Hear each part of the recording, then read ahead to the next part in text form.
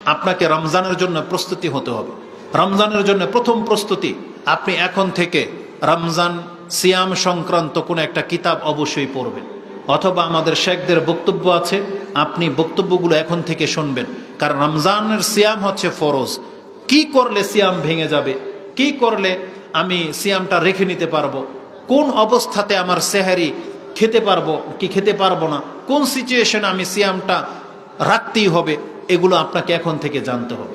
এটা হচ্ছে রমজানের জন্য প্রস্তুতি। রমজানের জন্য প্রস্তুতি হচ্ছে আপনাকে এখন থেকে কয়েকটা সিয়াম রেখে নিতে হবে। কারণ যখনই আপনি সিয়াম রাখবেন প্রথম দিন আপনার মাথা ব্যথা করবে, আপনার পেটে গ্যাস জমে যাবে, নাই আপনার কোনো ব্যস্ততা নাই, তাহলে আপনি বললেন তাহলে আজকে আমি সিয়ামটা রেখে নিই, রেখে নিলেন, আপনার একটা নেকি হয়ে গেল, অভ্যাস হয়ে গেল। এটা হচ্ছে নফল সিয়ামের সবচেয়ে চমৎকার এবং সুন্দরতম দিক। আবার আপনি সিয়াম রেখেছেন কিন্তু কষ্ট হচ্ছে, ভেঙে দিলেন, কোনো কাফারা নাই, কোনো কাজাও করতে হবে না, কোনো পাপ হবে না, কিন্তু রেখে নিতে পারলে নেকি হবে। এটা হচ্ছে নফল সিয়ামের চমৎকার দুইটা দিক নির্দেশনা।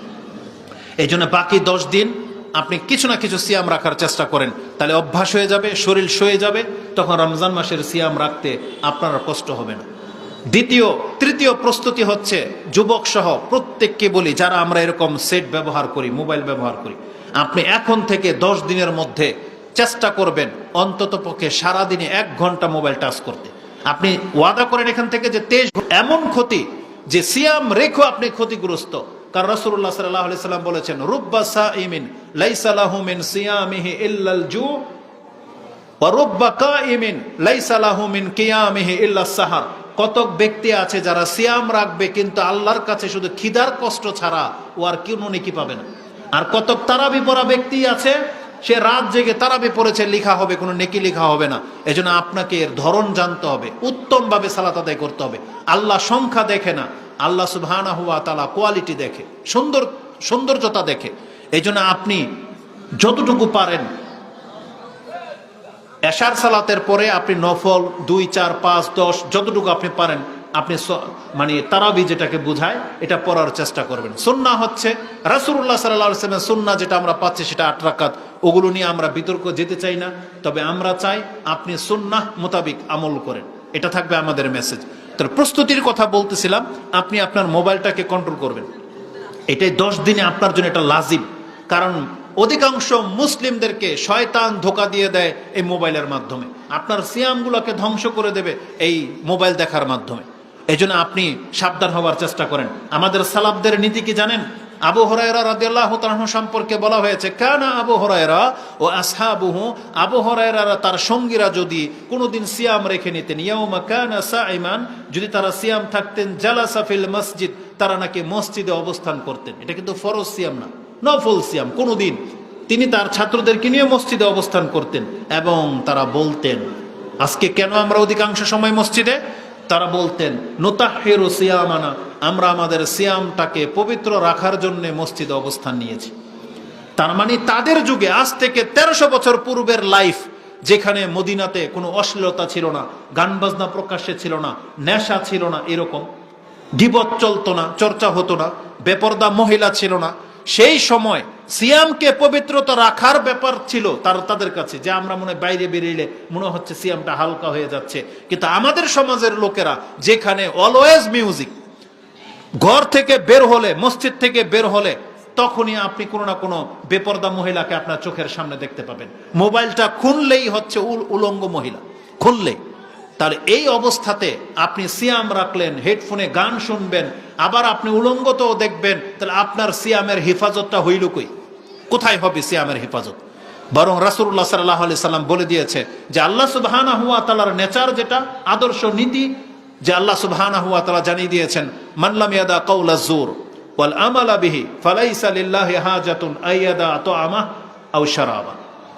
যেই ব্যক্তি সিয়াম রাখা অবস্থায় মিথ্যা কথার, মিথ্যা আচরণ ছাড়তে পারলো না, তার খাদ্য আর পানি ছেড়ে দেওয়াটা আল্লাহর কাছে কোনো মাইনে রাখে না, আল্লাহর কোনো প্রয়োজন নেই। আল্লাহ বলবে তুই এই দুইটা করলো, তোর কোনো নাই, আমার কোনো যায় আসে না। কারণ তুই সিয়াম রেখেও যখন মিথ্যা কথা ছাড়তে পারিস না, তাহলে খাদ্য হালাল জিনিস ছেড়ে দেওয়ার কি মানে? কারণ আল্লাহ তো বলেছিলেন লাআল্লাকুম তাত্তাকুন, যাতে করে তোমরা মুত্তাকি হতে পারো। আর সবচেয়ে বড় ব্যাপার কি জানেন? কিছু কিছু কথা আছে যেটা অন্তরে আপনার রাখতে হবে। আজকে আমরা গুরুত্বপূর্ণ বিষয়টাকে গুরুত্ব বুঝি না বিদায় আজকে আমাদের আমল এমন ধ্বংস হয়ে গেছে। আমরা ইসলামের গুরুত্ব বুঝি না, এই জন্য আমরা যার তার মতো জীবনযাপন করতেছি। আমরা যদি বুঝতাম মুসলিম হওয়ার গুরুত্বটা কি, তাহলে আমাদের চরিত্র এমন হয় না, আমাদের আমল এভাবে নষ্ট হয় না। আমরা বুঝি না 5 ওয়াক্ত সালাতের গুরুত্ব কি, তা যার ফলে আমরা হচ্ছে বেনামাজি।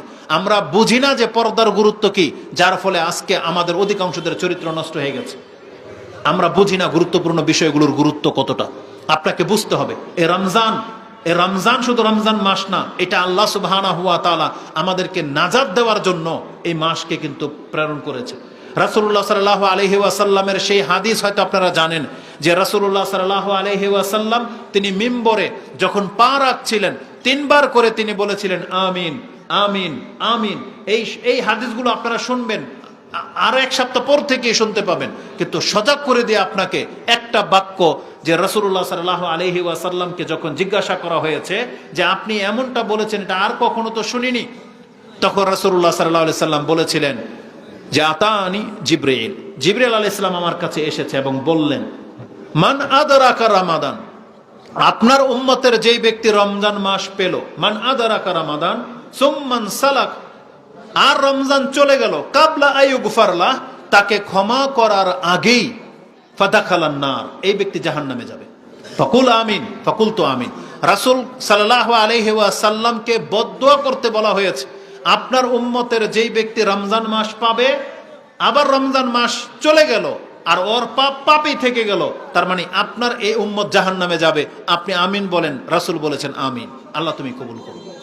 আপনি একটু সামনের দিকে চেপে বসেন। আলহামদুলিল্লাহ মোটামুটি অনেক লোকে আসছেন, আরো আসবেন, একটু সামনের দিকে চেপে যান। সামনে এগিয়ে আসেন, সামনে জায়গা আছে, একটু এগিয়ে আসেন। অনেকে দাঁড়িয়ে আছে, বসতে পারতেছে না।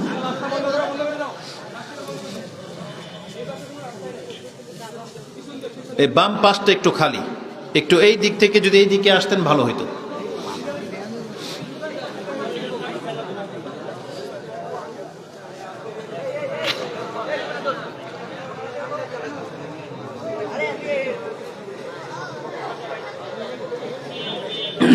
জি, আপনারা কি আমার কথা বোঝেন?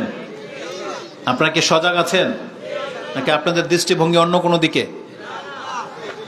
তাহলে যতগুলো কথা এখানে আজকে বলা হবে তার মধ্যে এই কথাগুলো আপনি একটু স্মরণ রাখার চেষ্টা করবেন যে রমজান মাস আমাদের একবারে ধার প্রান্তে, এবং চেষ্টা করবেন সব সময়, আসলে মানুষের অনুভূতি সবসময় একরকম থাকে না, চেষ্টা করবেন যে এই বছরের অনুভূতিটা যেন অন্য বছরের চেয়ে একটু ব্যতিক্রম হয়। আপনার যেন ফিল করেন যে হ্যাঁ আমি আমার রবের কাছে ক্ষমা চাইতে পেরেছি। আপনি যেন এটা ফিল করেন যে এইটাই আমার জীবনের শেষ রমজান। হয়তো হতে পারে যে ইনশাল্লাহ আল্লাহ যদি কবুল করে নেয় তাহলে আমরা কামিয়াব। কারণ পৃথিবীর অধিকাংশ মানুষ শুধু দুনিয়া নিয়ে ব্যস্ত, তারা ভুলে গেছে যে তাদের কাছে আল্লাহ সুবহানাহু ওয়া তাআলার একটা দিন আছে। আমরা এটা বারবার আপনাকে স্মরণ করিয়ে দিব। ওই ধরনের নেতাদের পেছনে, ওই ধরনের বড় ভাইদের পেছনে আপনি সময় কাটায়েন না যারা আপনাকে আপনার রব থেকে দূরে সরিয়ে দিচ্ছে। আপনি তাদের দলের অন্তর্ভুক্ত হয়েন না, কারণ একদিন আপনি আক্ষেপ করে বলবেন যে আমি কেন রাসূলুল্লাহ সাল্লাল্লাহু আলাইহি সাল্লামের পথকে অনুসরণ করলাম না। ওই সময় আসার আগেই আপনি আর আমাকে শুধরাতে হবে। আল্লাহ আমাদেরকে কবুল করুন, আমিন। তাহলে আমাদেরকে রমজানের জন্য প্রস্তুতি নিতে হবে, যেহেতু সময় মাত্র আর 10 দিন বলেছি।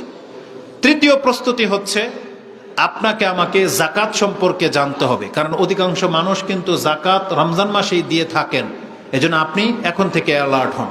এই কথাগুলো আপনাকে মাথায় রাখতে হবে এবং আপনাকে এখন থেকে প্রস্তুতি নিতে হবে, যাতে করে এ রমজান আমরা আল্লাহর উত্তম বান্দা হিসেবে নিজেকে পরিচয় দিতে পারি।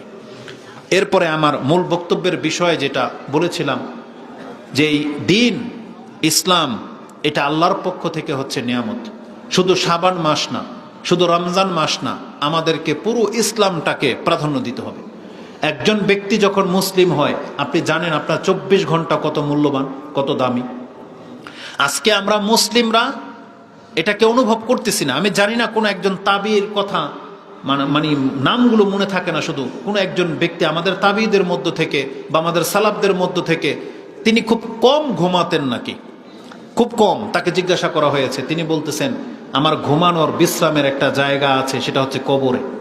তার এই কথাটা মানে আমরা জীবনও কোনোদিন এভাবে ভাবি নাই। তিনি যেভাবে উপলব্ধি করেছেন যে আমাকে দুনিয়াতে কর্ম করতে হবে আর বিশ্রামের জায়গা হচ্ছে কবরে, তার কথাটা কতটা বাস্তবসম্মত আপনি জানেন। আজকে সাহাবায়ে কেরামরা যারা ইন্তেকাল করেছে কত শত বছর কবরে শুয়ে আছে? 1400 বছর। বিচারের মাঠ কি শুরু হয়ে গেছে? শুরু হয়নি। হাসর এখনো শুরু হয়নি, হবে। আদম আলাইহিস সালাম ইন্তেকাল করেছেন, তার সেখানেও এত কাল আমাদেরকে থাকতে হবে, যেই সময়টা আল্লাহ আমাদেরকে দুনিয়াতেও দেয়নি। এত লম্বা সময় আপনাকে আমাকে কবরে শুয়ে থাকতে হবে। কত ব্যক্তি তো আছে সেই কবরে শুয়ে থেকেও নেকি পেতেই থাকবে। এটা একটা বিস্ময়কর ব্যাপার। এমনও মুসলিম পৃথিবীতে আছে যে মরে যাওয়ার পর সে কবরে শুয়ে থেকেও হাসরের মাঠে ওঠা পর্যন্ত তার নেকি এমন একটা বীজ সে জারি করে রেখে গেছে যে সে হাসরের মাঠ পর্যন্ত সে কত শত বছর কবরে থাকবে, তত তার নেকির পাহাড় জমা হতেই থাকবে। আমি আর আপনি কি সেই সাদাকাত জারিয়ার মধ্যে আছে কিনা, আমরা কেমন কিছু করতে পারলাম কিনা, এটা আমাদেরকে একটু দেখতে হবে, এটা একটু দেখা উচিত। দ্বিতীয়ত হচ্ছে তো কবর হলো আমাদের বিশ্রামের। আল্লাহ শুধু জিজ্ঞেস করবে তুমি এটা কেন করো নাই, তুমি এটা কেন করেছিলে, এটা শুধু জিজ্ঞেস করা হবে। এই জন্য নিজেদেরকে প্রস্তুতি নেওয়ার এটাই সময়, এটাই সুযোগ। তাহলে দিন হিসেবে আপনি ইসলামটাকে মূল্যায়ন করার চেষ্টা করেন। শুধু শাবান আর রমজান মাস বলে কথা না, আমাদের 24 ঘন্টা মূল্যবান। আমাদের পুরো জীবনটাই হচ্ছে আশ্চর্যজনক। রাসূলুল্লাহ সাল্লাল্লাহু আলাইহি ওয়াসাল্লাম থেকে একটা হাদিস ইমাম মুসলিম কোট করেছেন যে রাসূল সাল্লাল্লাহু আলাইহি সাল্লাম বলেছেন, আজাবান লি আমরিল মুমিন ইন্না আমরুহু কুল্লুহু খায়র ওয়া লাইসা যাকা লি আহাদুন ইল্লা লিল মুমিন ইযা আসাবাতহু সাররা ফাশাকারা ফাকানা খায়রাল্লাহ ওয়া ইযা আসাবাতহু দাররা ফাসাবারা ফাকানা খায়রাল্লাহ। রাসূলুল্লাহ সাল্লাল্লাহু আলাইহি ওয়াসাল্লাম বলেছেন, একজন মুসলিমের জীবন দেখে আমি আশ্চর্যিত হই। মুসলিমের পুরো জীবনটাই হচ্ছে আশ্চর্যজনক। ওয়ালাইসা যাকা লি আহাদিন ইল্লা লিল মুমিন, মুসলিম ছাড়া অন্য কোনো ব্যক্তির জীবনের এই বরকত নাই। একটা মুসলিম যদি সমৃদ্ধশালী হয়, সে যদি অঢেলের নিয়ামতের মাঝে থাকে, আর সে যদি শুকরিয়া আদায় করে, ফাকানা খায়রাল্লাহ, তাহলে তার এই পয়সাওয়ালা জীবনটাই হচ্ছে কল্যাণকর। ওয়াইজা আসাবাতহু দাররা, আর যদি কোনো মুসলিমের জীবনে কোনো বিপদ আপদ দুঃখ কষ্ট আসে, ফাসাবারা, সে যদি ধৈর্য ধারণ করে থাকতে পারে, ফাকানা খায়রাল্লাহ, এটাই তার জন্য, এই দুঃখ বেদনা কষ্টই তার জন্য কল্যাণকর। এটা একটা মুসলিমের জীবনে ঘটে, কিন্তু এটা কোনো কাফেরের জীবনে ঘটবে না। আপনি যদি আমাদের ইসলাম নিয়ে ভাবেন, তাহলে আপনি দেখতে পাবেন ইসলামের প্রত্যেকটা কাজে 3 ভাবে আপনার আমার জন্য উপকার করে থাকে। 3 ভাবে আপনি যে কোনো একটা সাদাকার কাজ করবেন, যে কোনো একটা ভালো কাজ, মুখে একটা ভালো কথা লেগে যায়, ফামা ফাওকাহা, তার চাইতেও যদি হালকা খোঁচা তার গায়ে লেগে যায়, এর বিনিময়ে ইল্লা রাফাহুল্লাহু দারাজাত, আল্লাহ তার মর্যাদাকে উঁচু করেন, আও হাত্তা বিহা খাতিআত, আল্লাহ তার এর বিনিময়ে তার পাপকে মাফ করে দেন। এটা হচ্ছে একটা মুসলিমের জীবন, আশ্চর্যজনক জীবন। আল্লাহ বলেছেন, তুমি অঢেল নিয়ামতের মাঝে আছো, তুমি উৎফুল্ল হয়েও না, বরং তুমি শুকরগুজার বান্দা হও। আল্লাহ সুবহানাহু ওয়া তাআলা আমাদেরকে এলান করে জানিয়েছেন, যেটা আপনি সূরা ইব্রাহিম 14 নম্বর সূরার 7 নম্বর আয়াতে পেয়ে যাবেন। আল্লাহ বলেছেন, ওয়াইজ তাআজ্জানা রাব্বুকুম লা ইন শাকারতুম লা আযীদান্নাকুম ওয়া লা ইন কাফারতুম। তিনি একটা কথা বলতেন, তার কথাটা খুব চমৎকার, যে প্রত্যেকটা ব্যক্তি, তিনি বলতেন, লাইসা আহাদুন ইল্লা ওয়া হুয়া, এমন কোন ব্যক্তি নাই যেই ব্যক্তির নেচার চরিত্র হলো ও হুয়া ইয়াফরাহ ওয়া ইয়াহজান, সে আনন্দ বা ভালো কিছু পেলে সে উৎফুল্ল হবে, আর যদি দুঃখ কষ্টে বেদনায় থাকে সে কি করে, ব্যথিত হবে। এটা প্রত্যেকটা মানুষের নেচার। ওয়ালাকিন, কিন্তু তুমি কি করো, রাসূলুল্লাহ সাল্লাল্লাহু আলাইহি ওয়াসাল্লামের একটা নীতি হাদিসের কথাই তিনি স্মরণ করিয়ে দিয়েছিলেন।